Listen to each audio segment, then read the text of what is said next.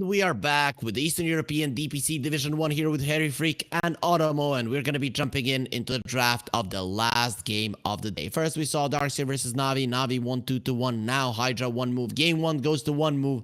Game 2 to Hydra. Game 3, we don't know, but the only thing we're hoping for OTOMO is that it's going to be a close one, right? Yes. I mean, I think the two teams are fairly evenly matched, and that's what I'm hoping for in Game 3, is that we see another really close brawl between the two. I do think that overall, Hydra has looked more balanced, if that makes sense. Like, you always there's Warwick has an amazing performance in Game 1 with the Bat Ride, where he was able to steal the Roshan. Game 2, he comes back after a bad laning phase. We've seen the same thing coming out from Cloud as well in the Doom. Like, he was able to get those nice, Dooms himself, jumps on a bunch of people. Like, they have they're consistently good, everyone. One move, a little bit more hit or miss. We saw after Game 1 with the Darkseer, bad landing stage, and he gets amazing walls on people. It's like vacuums to people on cliffs. Very nice. iPad as well. Early on, not so good. Later on with Everspace, crushes it. So they can be more hit or miss, but so far consistency, I would say I'm favoring Hydra because of that. We'll see what happens there. I also, in my mind, it felt like Hydra was the better team. First game, they shouldn't have lost. That's how I feel. They shouldn't have lost. They made a mistake, and they're gonna go for the tree. And they have been playing a lot of this in Division 2, but that was before the nerfs. You talked about the regen nerf, and yes. I feel like that's the big one, but they're still gonna go for it. Yeah, I mean, to be fair, like it's a big factor in the laning stage, but once you're past that, it's not too bad. Like like I said, it really hurts the hero in the laning stage. Like it really hurts. But once you're past the laning stage, it's not that bad. It's you're same, still it's okay. It's just that you're hurt early on. Living armor, I don't think the 2 armor makes too much of a difference. It's the early levels. You're going from 6 to 4 is a big deal. 8 to 6 is also a big deal. But once you're 12 to 10, it's not. It's fine. So I like Jupiter, and to be fair, he is one of the best users of Meteor Hammer, which is pretty much the item of the patch right now. We only saw one today, so what's up with that? The teams don't know how to read the patch. They didn't like it. They don't know how to implement it. Why are we seeing people refrain from it? Because they're pros and they know what not to waste their time with. Like I've seen people with the Sand King Meteor Hammer. Like, dude, just stop forcing it so much. So they know what they're doing. But Dream Protector is a good hero for Meteor Hammer if you can get it. Overgrowth is a great ability to combo with. You can use it to push out lanes and hit towers. So there's some synergy there. I don't think that's what's gonna happen, but it's a nice option. It's nice. I have a friend who used to play competitive Dota 1 days, maybe start of Dota 2. And he is a big fan, or used to be a big fan. I don't know if he plays at all nowadays, but he plays position 4 Ember with the Meteor Hammer when the Meteor Hammer was added to the game, right? And when he heard about patch notes, he's like, oh, Ember 4. So now it's definitely gonna be meta, and of course we're all laughing. Of course it's not gonna be, but that would be fun to see. An Ember with a Meteor Hammer is something that, well, you do set up for the Meteor Hammer. You can use it quite far away, so I wouldn't hate it though. I'm very skeptical about it. Of course, in competitive gameplay, Tiny does come out. One move, they're gonna be going for Enchantress yet again. Considering the Beastmaster is banned out now, there's even less reasons to pick it, but it is picked up in the first phase, so I'm okay with it. With the Tiny, you already have ways to make plays. Yeah, I'm not sure how I feel about this Enchantress pick. I think that it was so amazing the previous game that I was like, oh yeah, Panther. Gilgear on the Tiny makes a little more sense. He had a pretty outstanding performance in Game 1, but I'm not looking at Enchantress. I mean, when you lose, it's hard to be like, oh yeah, he looks really good. It's like yeah, you lost, and it's easy to be like, Enchantress was one of the reasons. But I mean, Hydra lost Game 1. They still had outstanding performances on several of their players. So I don't know, I'm feeling this Enchantress pick. It can dispel living armor. I guess that's a thing. That's nice, but still not feeling it. Yeah, it is weird. We'll see. I want to see Hydra though have a hero that can kill the Enchantress. Like in the previous game, they had a CM, they had a puck, and of course the Snapfire. So that I don't like when the Enchantress is unkillable, because then she just stays on your part of the map, gives so much info to her team, and there's nothing you can do about it. So yeah, there it is. Bat Rider is one of the perfect heroes to scorch her down.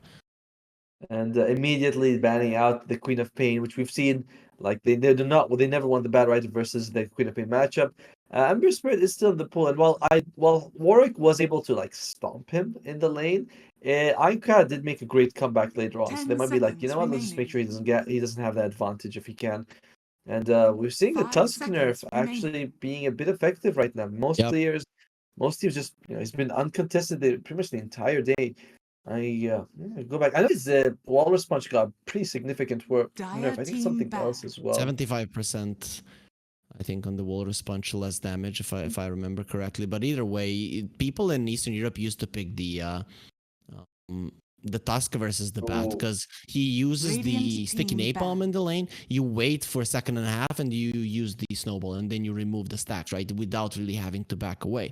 And that would be quite nice. Plus, you also want to be spamming out your spells as a Tusk, and you can sometimes have mana problems against the Bat Rider. It doesn't work. So I'm surprised that no one is trying it just yet, especially the amount of bats that we're seeing. But I guess you feel like the hero is bad. No, another thing, by the way, another nerf that I think is almost as simple as the Ice Shard went from 1800 to 1400 cast range. Like that's a big deal because oftentimes, you're running a raid, you throw the shard and you just block them off on the from climbing up to the high ground or something like that. That's a big deal. So that's substantial. The nerf for the crit isn't 75. It's 50, 25, and 0% at max level. So okay. Yeah, it's still a big deal. 75, 50 plus 25 is 75. Oh, I mean, yeah, I guess. Sure. Yeah. I saw your confused face. You thought I was serious, and that was actually really fun to see. I was thinking, I'm like, I've taught math. This doesn't make sense to me, but then you explained it to me, and I thought it was brilliant. Well done. Anyway, Hydra. What do we got? They do get rid of Afterlife's his Dark Seer, as well as getting rid of the Slug. I like the Dark Seer getting rid of him because we saw it with the combination with the Tiny. It didn't work amazing, but that doesn't mean it's not dangerous. Just because something failed once doesn't mean that you want to go up against it the second time. Like and not only that, but Afterlife was absolutely phenomenal later on with the Dark Seer. So maybe laning stage is not his strength, but later on it's too dangerous to give him the Dark Seer. Though I would like for I think one move, even though they did do well in the first couple of minutes in the laning stage, I still think laning stage in general is their weak part. Because laning stage lasts until minute 7, 8 currently in the meta, and if you drop the ball after minute 4, you're in trouble. So even if you're practicing laning matchups, you should be practicing them for like 6-7 minutes. Of course, there's going to be some mid rotations or something, but you still need to learn how to stay alive for a long time. The Emperor does come out. Please, Aincrad, don't skill up the Flame Guard. If he skills up the Flame Guard, he's again going to get smacked down. Yeah, I still feel like the matchup favors the Bat Rider, but and more so when the Flame Guard goes maxed out. But Hydra, the next pick, I was thinking that maybe Afterlife might consider taking the Timber Saw. That is a hero that does pretty well against the Treant Protector, but it's not the most fun to have against the Bat Rider. They do go for the Ember first, and they are going to hold back their offlaner for a second.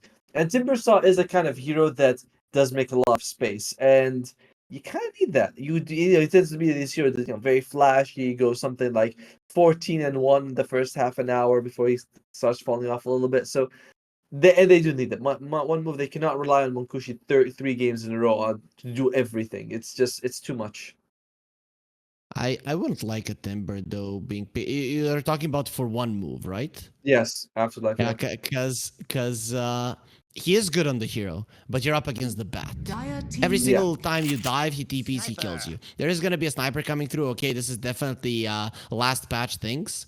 Because Sniper and the Treant were one of the best lane duos, and I think that's still going to be the case aggressive-wise. Defensively, of course, the Treant is going to be weaker, but aggressively, he's still the same guy. So I like it. I think it's actually quite nice, though there are ways to catch the Sniper already, and 2 more picks left for 1 move, so a bit risky.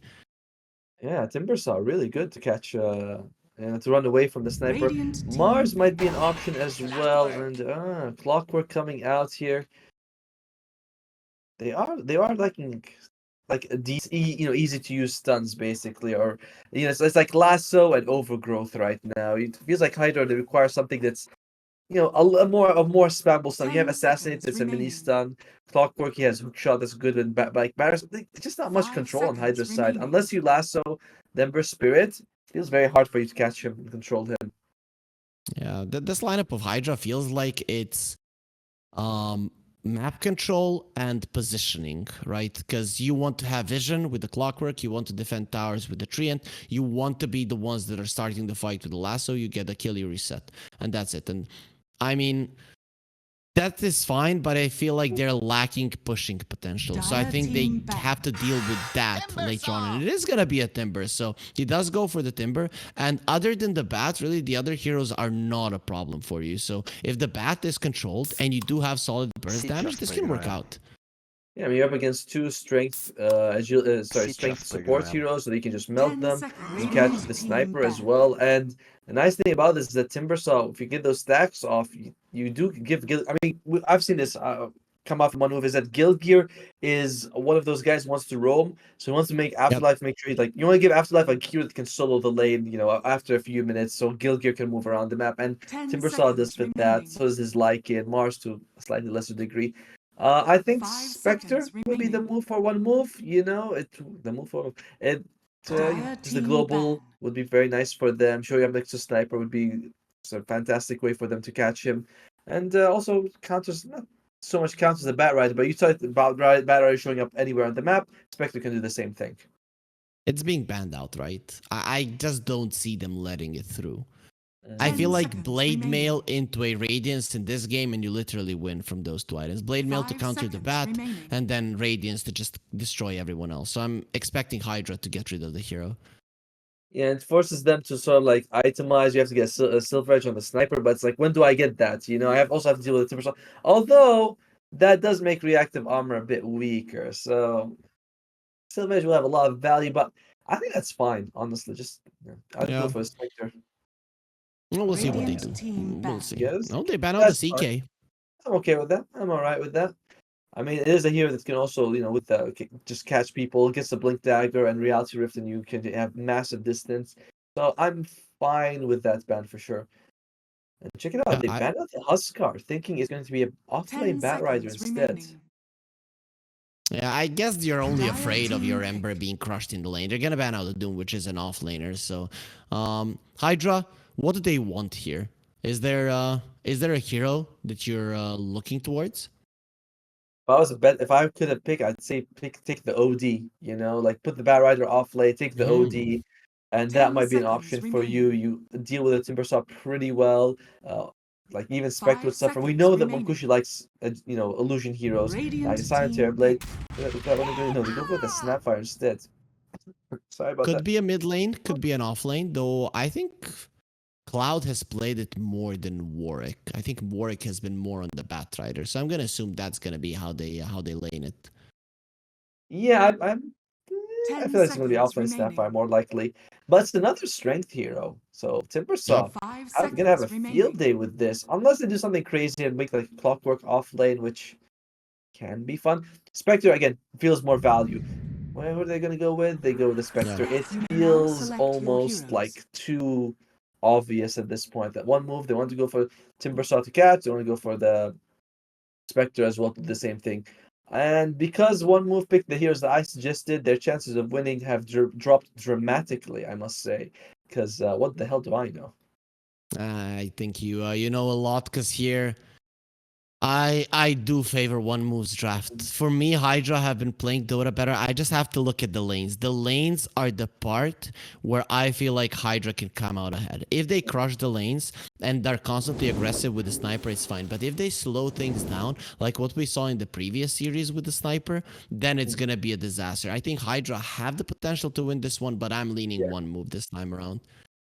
I am. I mean, I'm gonna go with one move as well. Like you can't call out the picks and then say, "Nah, I don't believe in them." I do like the Spectre pick. I hope it's the Radiance build. Like I do think this, with Radiance being much cheaper, it's a great item for the Spectre. Just a lot of damage. Timbersaw should be fairly tanky for them. If you look at Hydra's they do have a good amount of magic damage, but a cloak solves that. And Burst Spirit's relatively hard to catch as well if you can dodge a bit of the lasso. Yeah. I'm liking one move. I'm gonna go all in on one move. Family Quick savings. quick question before we get into it. Blade Mail or Spectre, yay or nay? Yay, but not now.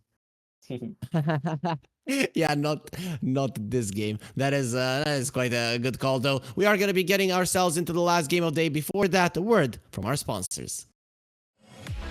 Bets on esports, bets on streamers, impressive bonus system, welcome bonus up to $600, cashback, artifacts, regular promotions, daily giveaways. Try yourself as a bookmaker. Great lines. EGB.com, more than just a bookmaker.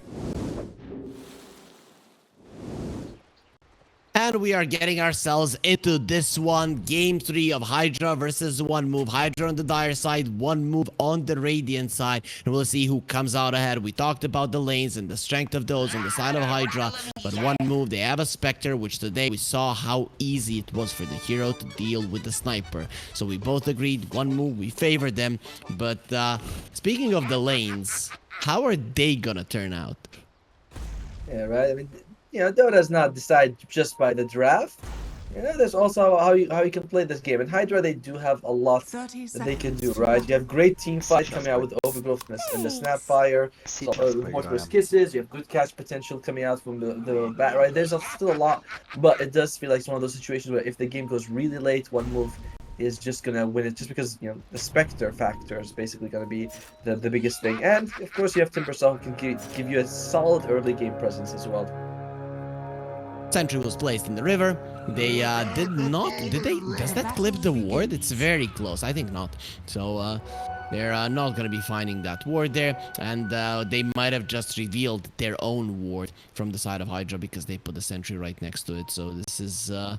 We'll see if One Move does get that one down. Observer, of course, like last season, it's going to be for the last time. And we all know that this guy is amazing. Speaking of amazing, Kami, this guy has been crushing on the carry. And EGB, they're still favoring HYDRA, but definitely less than in the previous games.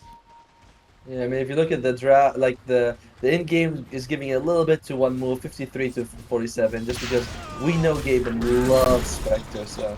He's giving it a little bit extra love. And by the way, he takes Flame Guard level 1 on Ironclad. So yeah! We'll see if that works out for him this time around. I'm just not a fan. Every single time I've seen the Ember win against the Bat, it was with maxed out Sleight of Fist and the Chains. But okay, he feels like that 1 point is valuable. We'll see how that works out. Bottom lane, Spectre and the Enchantress. Is there any aggressive potential that can come out from this lane, or is it just farming? I feel like it's just farming. I really don't see how you can get kills on anyone. Like, if Phantom gets his heal off, he should be unkillable. Snapfire can just run away. You don't have stuns a bit. I mean, you don't have stuns on the Spectre and the Enchantress. It doesn't feel like it's really going to be much of a killing phase. Although I say that, Phantom, yeah, if he heals up, walks away, he's just gonna be fine. So I'm not feeling the kills coming out of the bottom lane. Yeah, so Leviton in the previous season, in Division 2, he had a really nice picture of an alien behind himself that was flipping us off every single time. So now I assume that HYDRA are on a bootcamp because I see no reason why you would ever take that picture down. It's a piece of art. How could you ever get rid of it? Top lane is where I'm thinking we might see a little bit more aggression. It's a Timbersaw Tiny, this is a Sniper, as well as the Tree Protector. Tree Protector, not exactly the one you want to go for, but you can get on top of the Sniper. You got stuns, you got toss. That could be a nice kill for you. Pantomime just made such a cool play. He stopped the pull by taking the small creep from the potato, not the tomato, and then he even denied that creep, so he doesn't give any extra gold to the enemy. So it was just a beautiful play overall. I mean, I love when you see someone do something and you're like, oh, that's very clever. But for him, it's probably he's been doing it all the time. Although left hand, he's taking a lot of damage here. He's being slowed up a lot as well. Yeah, he's dropping low, and this could be our first blood. It's gonna be a first blood as well. And for the last time, I praised him a second ago, and now he just doesn't. He doesn't really. I never believed in the caster curse, but the more I'm doing this job, the more I'm I'm starting to believe there. Gilgear, he believes that he's gonna live, and he does live in the end with this courier, bringing him the healing salve. He'll be able to continue laning. Oh no, the cast curse is 100% real. Like, this is why I'm always wrong when I predict which team is going to win the game, because I just curse them so strongly, not because I'm an idiot. See, that's how it works. Oh dear God. And is he going to be okay? Doesn't look okay. Well, he has missed the kill for the last time. That's what his name stands for, because this time around he will show us while Phantom is dying. Gilgear has to be very careful with 0 armor against so much physical damage. You need to be on your toes at all times, with Afterlife being level 3 and 20 reactive armor stacks. Well, yeah, you're not really gonna be doing anything to this guy. Yeah, but he's not really getting the CS he needs. His lowest in terms of CS, and while Kami is the highest, so we are seeing a repeat of the script in game 1 and 2, where Kami is just having an absolutely free game again. I guess Treant Protector and a Sniper, of course, it is gonna be quite a strong lane. Leviathan, this time around, he did get a kill onto the creep, so he got some extra gold there for himself, and now he's gonna be very annoying to Aincrad. Of course, he can't get the kill, but he can at least make Aincrad's life somewhat miserable. Sorry, again, it was a slightly mechanic, so I wasn't able to catch exactly. So, but yeah, Aincrad is at. You mentioned Aincrad is doing pretty well in the mid lane, and I keep getting surprised to see that. I've always been programmed like, oh, Aincrad versus Bat as well, and that's it. But no, the Eastern European teams, they definitely know how to play this matchup. If you're Denver Spirit, just fine. He's doing well. Last time he died. That's kind of the reason. He's still out farmed the Batrider. That's quite big. Afterlife on the top lane, he is being annoying. As you mentioned, he's not really farming all that well, but considering that the other 2 cores are farming well, I think he's not going to be too mad, and he's getting a ton of levels, considering that Gilgear doesn't really want to take any experience. Yes. Yeah, Gilgear is just still level 2, and after once he's level 6, then he can be fairly aggressive and do what he wants around, put some heat on the enemy side if he wants to. Until then, he's okay just getting gold. I'm sorry, getting experience, but it is scary to see Kami. Kami has had an outstanding performance in all 3 games, and he's already off to a good start in this game. I don't think it's going to be as one-sided as we saw with Navi, as well as in the first series. Dark side. Yeah, I was gonna say that. Yeah, I know.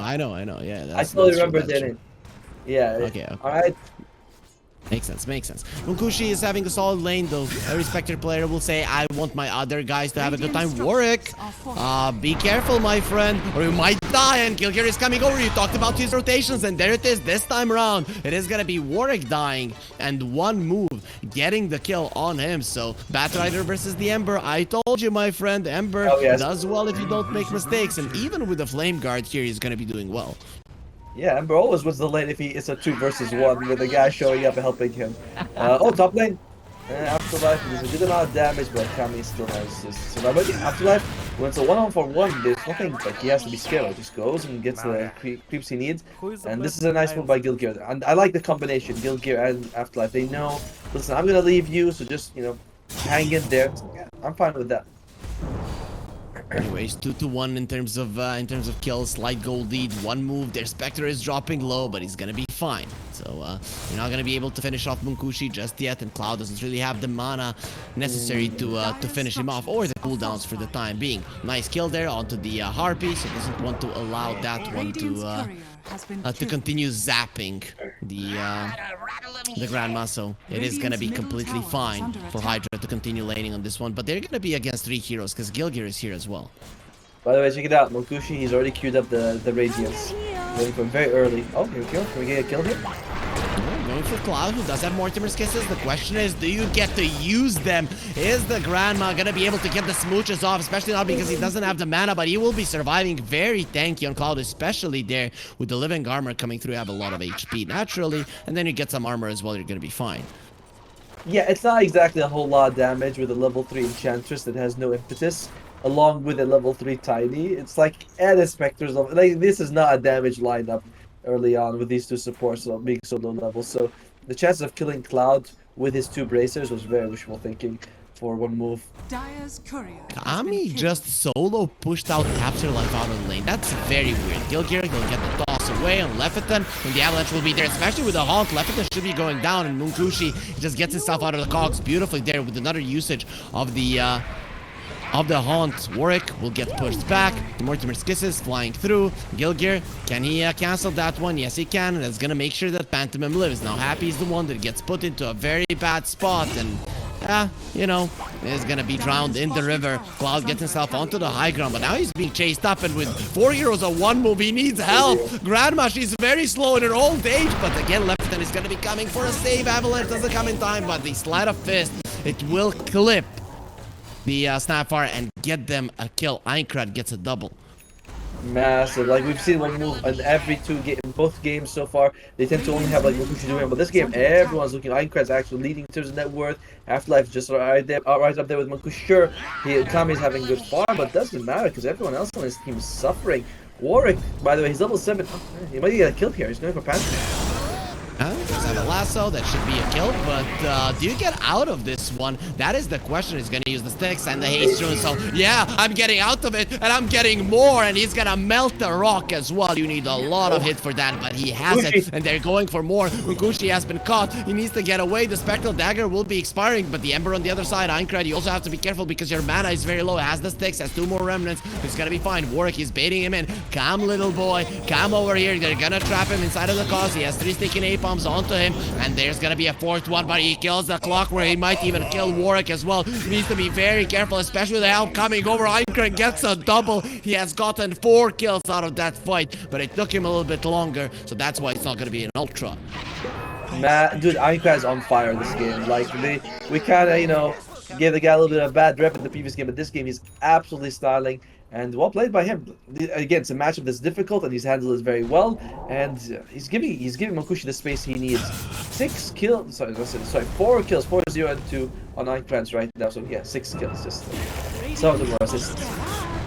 Warwick is coming back immediately. He takes so much damage. Look at him, he's dying. He just came back to the world of the living, and with Avalanche, they're gonna be keeping him in place. Another Sleight of Fist. Aincrad moves away, but he knows he's coming for the kill, and there's gonna be a reward for him. Lord Gaben gives him an arcane rune as well to continue slaughtering Hydra. You know, we've been saying this in game 2 as well. Warwick, when the game starts, does sometimes feels like he's a little too aggressive. You know, it's like, oh, I gotta make moves, I gotta do things for my team, and he gets punished for it quite heavily. And looks like Happy might be punished as well right now. Winds that move trees, that hurricane, it blows super hard, and we know what happens to fire when there's wind. It just expands, and that's what Aincrad is doing. He's just burning down everyone on the side of Hydra. Of course, the gold lead is not increasing, but one move, definitely they gain some style points for now. I mean, the graph is favoring one move heavily, 67%, giving only 1 in 3 shots for Hydra to win the game. And there you go, the mid tower also falls, so one move expanding the map a little bit here. And I gotta say, one thing I didn't think about is that with the flag bearer creeps, it does help those people who need to buy Radiance, right? Because that creep is worth 2, you get it every minute. It does add up, you know, it does speed up the farm for the Spectre quite a lot, getting those flag bearers every once in a while. Though, but Kami, he is farming. He is gonna have to play double alacrity, so this sniper is having a good time, much better than the Spectre. Just the hero naturally farms much faster, but Munkushi, he's getting closer and closer to the Sacred Relic. It used to be 2,000 gold. Oh, you're halfway there now. 2,000 gold. Well, you just need a little bit more, and you're gonna have the Sacred Relic. And he does have the Haunt as well, so he can show up for a nice kill or 2. And on the top lane, might have engagement here against Warwick. Oh, poor guy, he dies again. It's gonna be a complete disaster. He gets himself away from the 2 heroes, but they're just so mobile. Aincrad finishes him off. We want to go for more. They're going into the mid lane, onto the sniper. Kami gets taken down. Highest net worth does nothing against the might of Aincrad, who's going for Happy, and he's gonna burn him down. Trees stand no chance against him, and guess what? Leviathan in trouble on the top lane as well. He's running in circles, but in the end, he's just gonna be ran to his death, and it is gonna be another one move are crushing it in the final game of the series.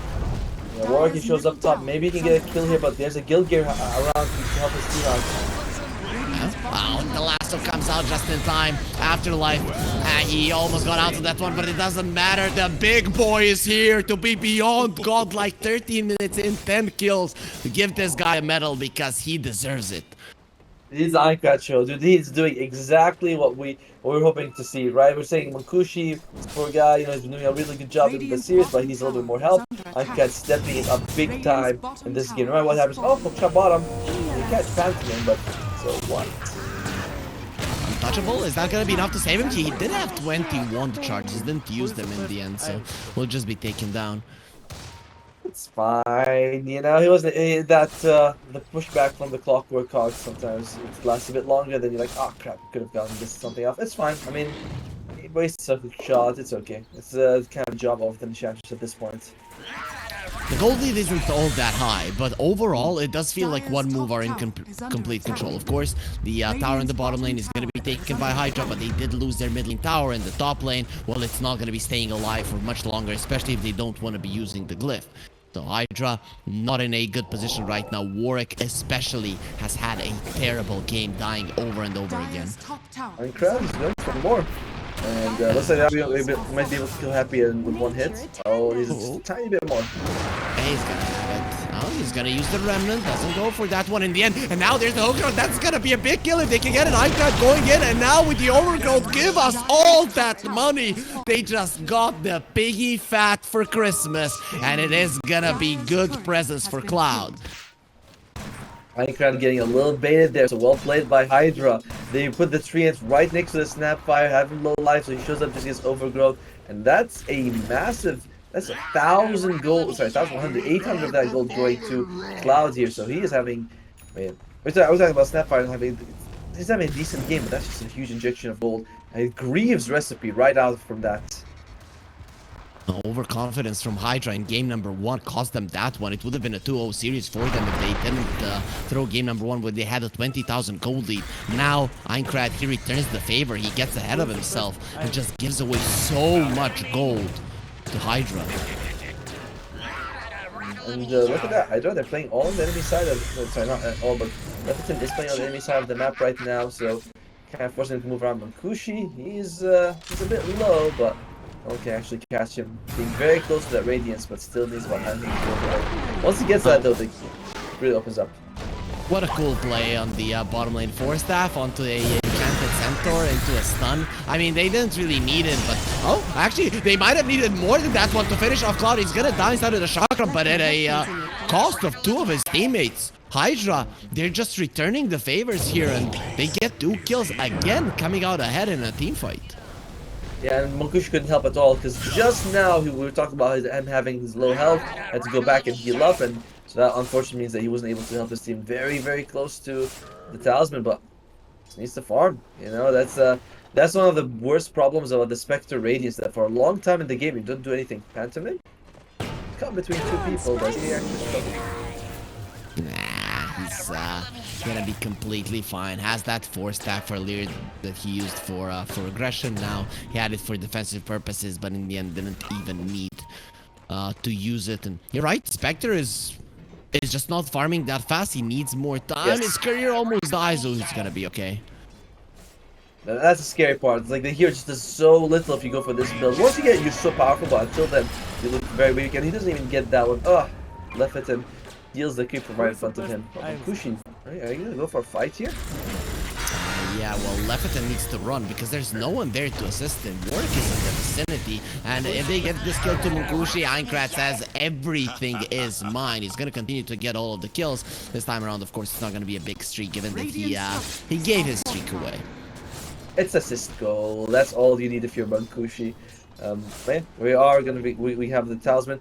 Once you get that, to be fair, HYDRA's damage a lot is magical, so you're not gonna be reducing their damage output by a significant amount. It's like maybe only the sniper is a really like heavy right clicker. The rest will just be losing health, which is still very useful, but it's not a big counter like this in some other games where you're like up against like a mid Kunkka and a carry Ursa. It's like, oh yeah, that's when you feel the evasion. Sorry, the mischance really affect people.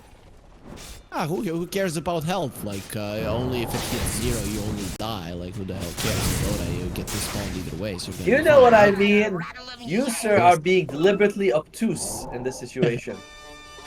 I would ask my my colleague to use words that I can understand. Thank you, thank you. We're not all educated here, but anyways, though, it is 16-8, one move. They're doubling the kills of HYDRA, but in terms of gold, HYDRA are definitely in this game, and they have been able to slow it down. But we talked about it later on. The Spectre will be an issue, and HYDRA are not pushing the advantage. They're not getting kills. They're not getting towers either. Yeah, they're sort of, I wouldn't say allowing one move to get away with it, but it's like we said, when Haunt is down, they're not making a big move where you're like, oh, we have this opening. And once the Agam Scepter is available on the Spectre, that becomes a giant problem because your downtime decreases dramatically. You have 40 seconds on Shadow Step, and you have 140 seconds on Haunt, and you almost always have one of them ready to join a fight. That's something that was the death of Darkseid earlier on, and would be the death of HYDRA in this game as well.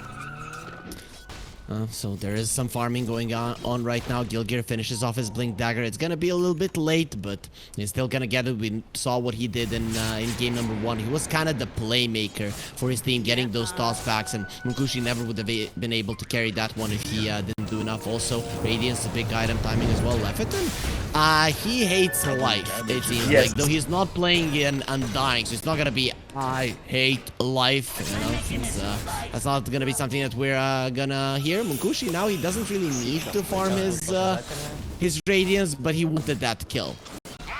He's still behind, like he's still the poorest core on the map.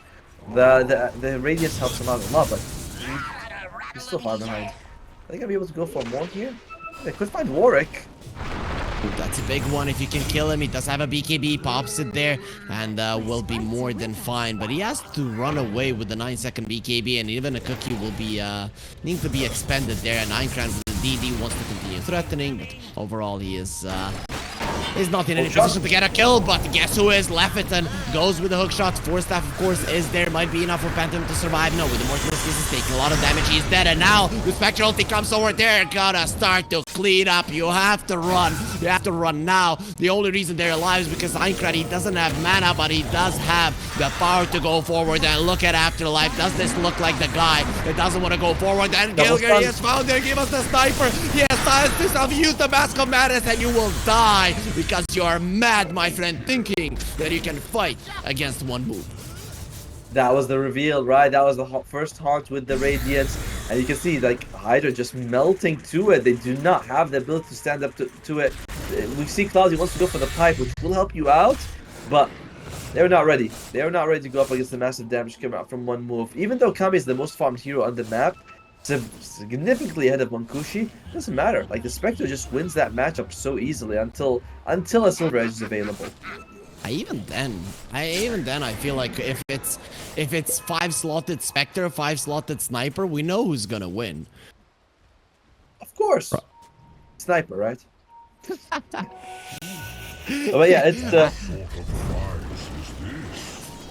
yeah, I mean, it's one of those things where it's like the Spectre, you know, you show up with Manta, even if you're broken, you can, you know, just Manta, your illusions will still do insane amounts of damage. I mean, you can't remove Break, but your illusions will come out with nice Dissolate, which can hurt a lot. So overall, it's never gonna be much easier for Kami. He's an amazing player, but this is a matchup that just feels really not impossible, but always very difficult.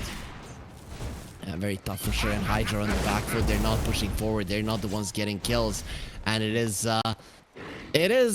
gonna become a problem fairly soon. I feel like, especially now when there's a Blink Dagger on the Tiny, once there's an Aghanim Scepter on the Spectre and they can constantly fight every 40 seconds, and someone is just gonna die. And Lefferton, yeah, he's gonna die all the time because for some reason he's just going into enemy territory and offering himself up. I've noticed that as well. This is like the 3rd or 4th time where I see him all the way, like no one's near him. He's just pushing all the way. I don't quite get it, to be honest. I'm not sure what's the point. He also has tranquil boots that he can just disassemble. If he's locked the boots, but he can just assemble, make them right now, but he chooses not to. Which, I mean, it would help you feed faster if you have tranquil boots, right? So yeah, maybe that's the idea. Maybe he got mad, you know, let's try to stir up some drama. So Lefferton is mad at his teammates, though, you know, Him being mad, I don't know if that's gonna be saving them. Now they're going for Kami, and they want to chase him down with an Arcane Rune 9 credit. There's gonna be a Slide of Fist chains fairly soon. Kami does have a BKB that's gonna be forced out, and Afterlife is more than capable of surviving. There's also a regen on the Ember, so he's so full of runes right now just to go forward and continue fighting. And the 9-second BKB just down the drain. Yeah, and unfortunately, like, this is just, we're seeing the BKBs come out with this. The first BKB by Warwick was also used just to stay alive. Kami's first BKB doesn't give much either. He's gonna go for the Hurricane Bite. See, he's like, you have to get so many items on the sniper before you can fight the Spectre. You know, it's like, I gotta get the Hurricane Pike, I gotta get the Maelstrom to farm, and I got the BKB to survive. And now I'm gonna get this little edge where I can actually hurt him. So it's a lot of weight to have on your shoulders. After this Roche, there's gonna be an Aghanim Scepter on the Spectre as well. HYDRA, they do have a Clockwork, so I heard their rocket, but it's not coming into the pit. So HYDRA have no idea this is happening. Leviathan is continuing to make some questionable plays, and it is gonna cost them the Roche. Probably would have lost it anyway, so if he had vision, he would probably just lose more heroes. But in my mind, HYDRA, they have to fight now. Later on, it's gonna be even more difficult. Yeah, and I don't understand. Again, I'm very surprised by Leviathan's item, but he's going straight up for the Aghanim Scepter, and he still has the Tranquils that are just disassembled. I don't get it. You know? Oh god. There's the Spectre going in, and the Overgrowth will be used. Happy is surviving, and actually they bring down the Spectre once, but you need to do it again. They're going to be losing the Clockwork in the process. Does have a buyback. Gilgir cannot get away. Kami pops the BKB. That's going to be an 8-second one, and now with the Haunt, they see everything. They can't go forward with the double support buyback. It's time for one move to run. And that's exactly what they do. HYDRA, they use 2 buybacks, but the chase, well, they're not very good at it. It's still something for if you're HYDRA. You can see, like, hey, we can kill the Mankushi, right? If we can keep him far away, we can bring him down. So there is damage coming out from Kami's side, but once Afterlife dove for him, immediately Kami's like, okay, I can't stand this, I have to go back. So if you can find a way to keep the sniper alive and let him hit, you can take fights. It's just that's a very hard task to accomplish. Pantheon, he's in a tough spot. Yeah, they accomplished it earlier, but as you mentioned, it was an Aegis, so even despite a good positioning, HYDRA still don't come out ahead gold-wise, especially with the 2 buybacks on the supports. Gold lead continuing to increase for 1 move, but look at it. I mean, Kami is topping the network chart still.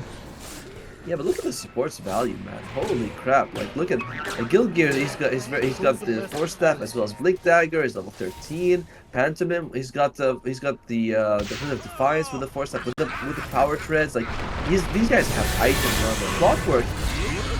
I'm not gonna say anything, but Treant Protector's only got the Arcane Boost. That's it. There's just no items on HYDRA supports right now. Leviathan is going for an Aghanim, so he wants to be able to push out the lanes a little bit more effectively. I guess that's what you're gunning for, because that overclocked. It can be good for other things as well, but in this kind of scenario, it feels more like it's going to be a split push item if he ever gets it. No, they killed the sniper. That is the important thing. 1 move, if they catch him without the BKB, and it's going to be easier and easier considering his charges are going down, well, it's going to be a tough one for HYDRA. Leviathan again, like, what the hell is he doing? I don't know, dude. I've been I was looking at him because you were talking. I was like, I don't want to interrupt, but like, again, he's on this like super deep side of the map. Maybe the idea is that, oh, you can sort of, I don't know, force them back. It's like, if he gets caught, what's he gonna accomplish? It's a bit of farm for himself. That's kind of nice. I don't know. Gilgir, he might be losing his life as well. He's doing a Leviathan. Yeah, it feels like it, so no way you're getting out of that one. Gilgir, yeah, let's go down, and Leviathan survives, you know, so, and he also farmed the camp, so it's doing something, right? Yeah, I mean, the fact he wasn't punished is fine, right? So as long as you don't get punished, it's okay, but it's still a very high risk, sort of medium reward kind of move. 8 times odds here for HYDRA. EGB now really favoring 1 move for a good reason, I assume. Though, you know, is the difference really that big? You know, in your mind, what are the chances of HYDRA coming out on top in this game? Very small, very very small. I mean, I'd give it. I mean, sorry, I don't know why I'm stuttering. It's just because I guess I'm a little tired, but. If you look at the win rate, HYDRA's got 20%. I think that's fair. I do think that 1 move's going to win this 80% of the time. It's going to come down to HYDRA having an insane performance, and that could happen, but they put themselves in a tough spot with this Aghanim's rush on the clockwork, with the no farm on their supports, everything on Kami to carry them. It's all very difficult situation to be in. Munkuchi has the Titan Sliver, which means that when he gets that Manta, man, he's gonna be packing a punch for sure. We all saw what can happen. You use your Shadow Step, you leave the Manta illusions, and someone just gets absolutely demolished by those illusions. Yep, it's just very easy for him to do. Smoke on smoke action. Dire, they use a scam, but they don't find out. Aincrad could be the target, and he is. They found him, and they bring him down with an overgrowth. It is not gonna be possible as the BKB remnants away. It's gonna be more than fine. And HYDRA, they revealed the blink on the bat to gain absolutely nothing. Look at the amount of ultis that they used. Oh lord, Shastep was also thrown out in the last second, but that's Warwick. He still seems to want more. He does have the BKB, but no lasso. Is he really interested in fighting? Cookie does connect, Leviathan does come over, Assassinate is gonna be used, but it seems like it's not enough to kill Phantom. Now the Haunt comes over and they see everyone. They see you clearly, but for how long? That's gonna be the question. Warwick is trying to kill someone, not gonna be happening with Hood of Defiance, is gonna be fine. But look at the sniper, he's gonna be going on to Afterlife, shooting him in the face there. Your literal robot isn't gonna help you, or is it? Afterlife gets himself out. He does have the Aghanim Scepter, his damage output is great, but being low means that he has to run away. Yeah, I mean, we still Kami, like, yeah, to do everything that fight keep. He does almost bring down Afterlife, but it's not enough. And, I mean, Kami, dude, he is farmed like crazy. And he's going to go for the Daedalus, not interested in the Silver Edge, thinking that I'm just going to go for raw damage and hope for the best with that. Do they have any other sources of break? I don't think so. I love when we see a fight recap and then there's like how many times someone used treads. And in the last fight, Munkushi used treads 11 times. Of course, when you're tread switching, it's literally already 4 usages, but it is always nice to see small things like that. Kami used it 14 times. He's even more like, jeez, dude. Or the bottle, you find like, oh, he's definitely refilled it. He used it 4 times in the middle of the fight. For a second, I thought that was a hook shot from Afterlife with the Timber Chain. It's like, oh wait, no, that's on the other team. We haven't talked much about the Aghanims of the Timber.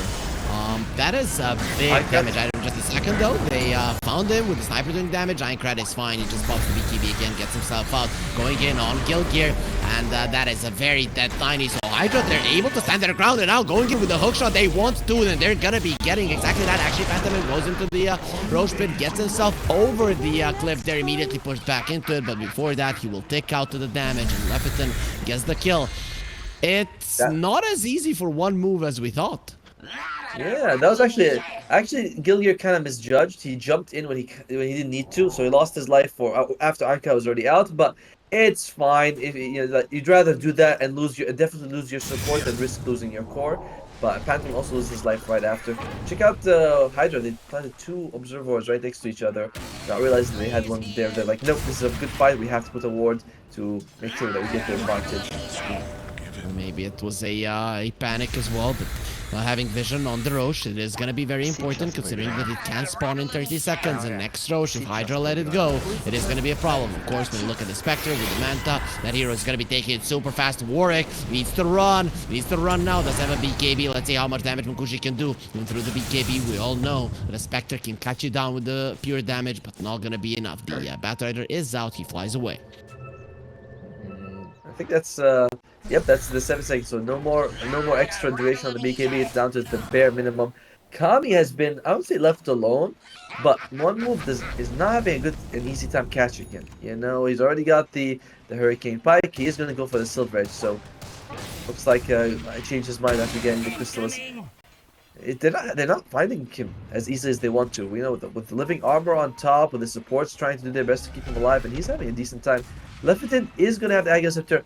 I am still baffled by why he's not assembled the Tranquil Boots. I don't get it.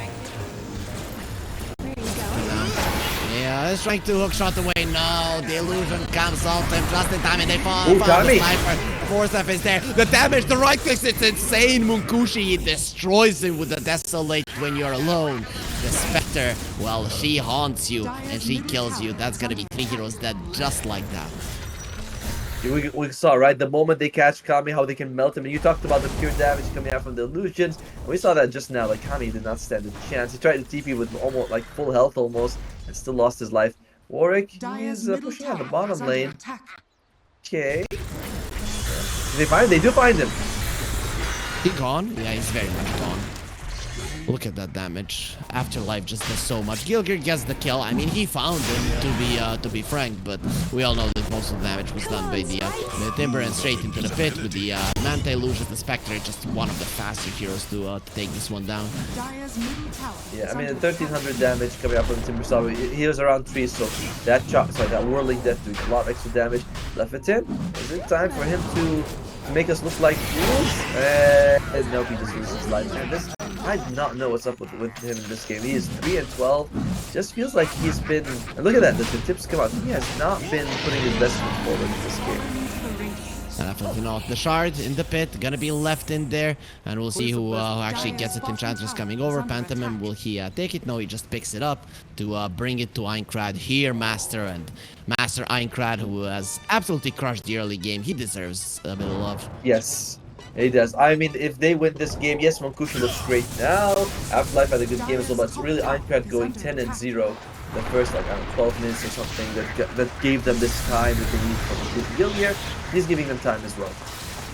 He's looking very much dead here. A couple more hits. No, he gets into the trees. He's going to be fine. Happy places a warrior. He's going for him. Gilgir, the Leaf Seed will kill him in the end. But let's see if they can save their sniper, of course, with a gobble up, and they spit him out in a safe position. Beautifully done. And now coming to us, Afterlife. You wanted to kill our sniper, but you're gonna be the one taken down. Speaking about big streaks, oh, Afterlife is gonna give one to HYDRA. Again, Leviathan inside of the cogs. He's the one that is trapped with the Spectre, not the other way around. But they're thinking about fighting the Spectre.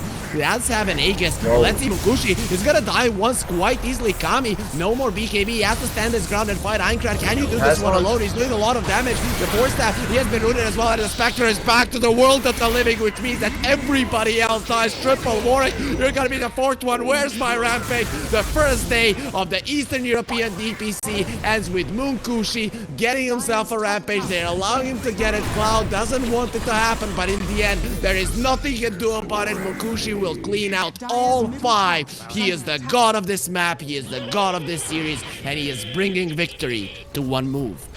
That was a 2 versus 5 situation, man. Like, they just Monkushi loses his Aegis for sure, but so what? He just comes back and uses the Haunt, able to kill Kami. Kami, unfortunately, the BKB was used very not early, but used earlier in the fight, so he had to survive.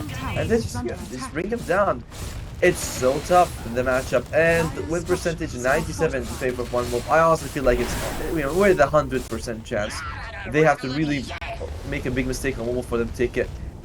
I mean, they have to have the Eigen Scepter on the clock, so that's something. Okay.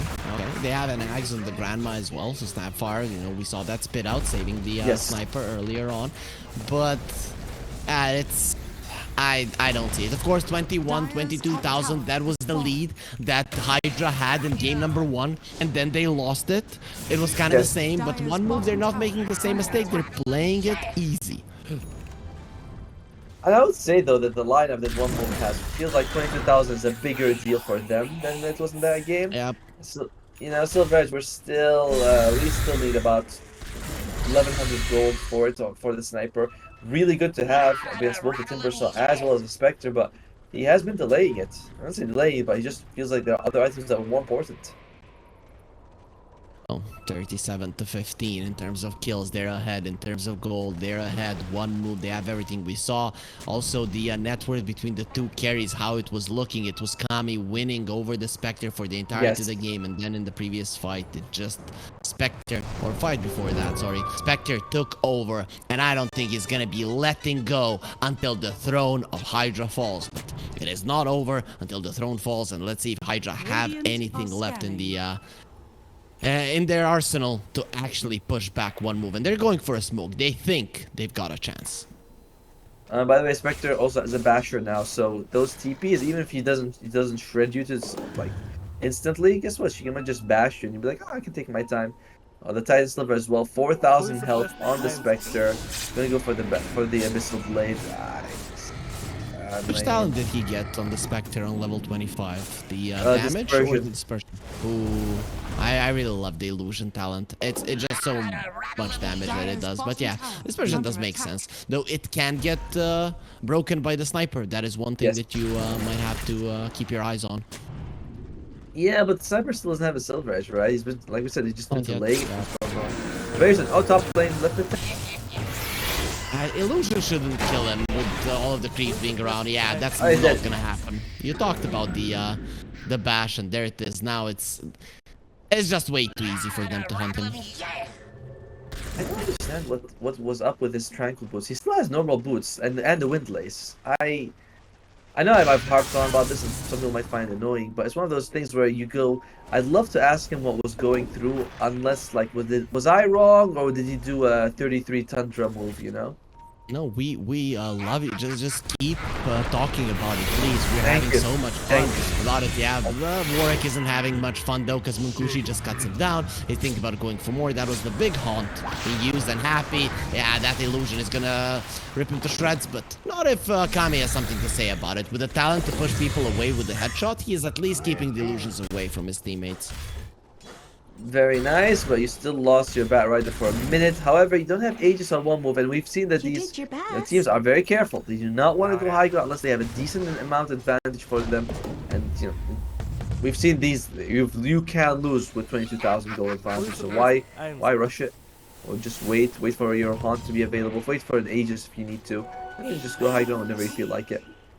Kushi continuing to farm, continuing to increase his lead. Kami, oh, he hasn't gotten an item for such a long time. He's not saving his buyback. I mean, understandably, you need to use every single gold coin that you have. Get those. He finally has that silver edge, but at this point, his damage is lacking even if he gets a chance to shoot for a very long time.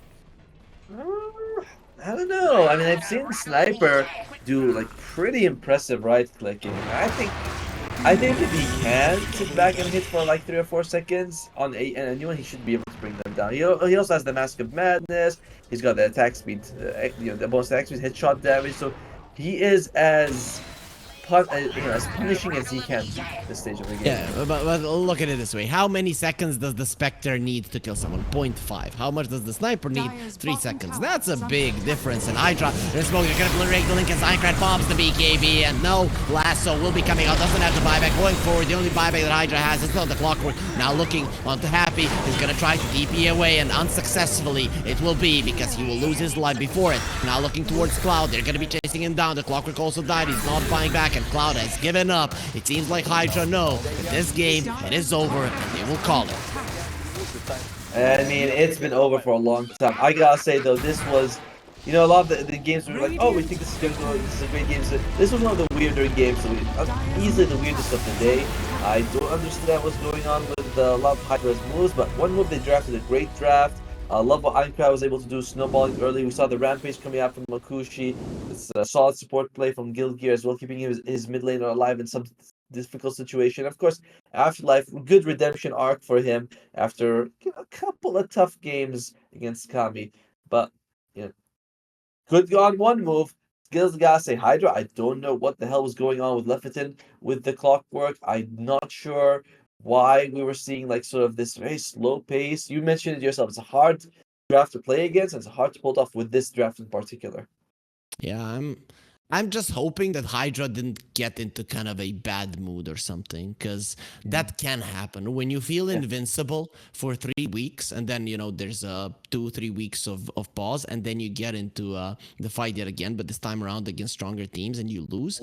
That can be a hit to your ego, to your understanding of how strong your team actually is. And I saw there on the cameras that they weren't really happy, right? Of course, yeah, they lost. Of course, they're not going to be cheering, but they weren't talking. They were silent, and that is a problem. So looking back into the day, Navi versus Darkseid, 2-1 for Navi. HYDRA lost 2-1 to one move. I mean, which was more fun of a series for you, the first or the second one?